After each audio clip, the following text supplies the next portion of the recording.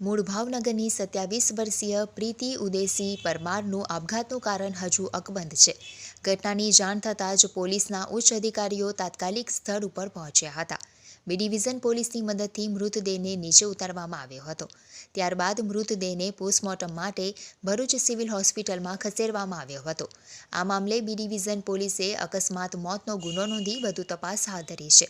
Police દ્વારા આપઘાત પાછળનું સાચું કારણ જાણવા માટે મૃતકના પરિવારજનો અને સહકર્મીઓની પૂછપરછ કરવામાં આવી રહી છે. ગઈકાલે પોતાની કચેરીમાં ફરજ દરમિયાન ખુશખુશાલ પ્રીતિએ પોતાના સ્ટાફ સાથે પાણીપુરી ખાધી, સાથે નાસ્તો પણ કર્યો હોવાનું જાણવા મળ્યું છે. જોકે ત્યારબાદ શું બન્યું કે તેણે અંતિમ પગલું ભર્યું એની તપાસ ચાલી રહી છે.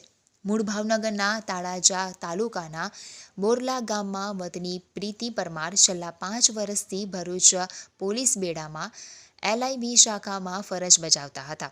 ગત રોજ પોતાની ફરજ બજાવી પોતાની રૂમમાં જઈને ગળે ફાંસો ખાઈ આપઘાત કર્યો હતો. હાલમાં સિવિલ હોસ્પિટલમાં તબીબો દ્વારા પેનલ PM કરાવવામાં આવી રહ્યું છે.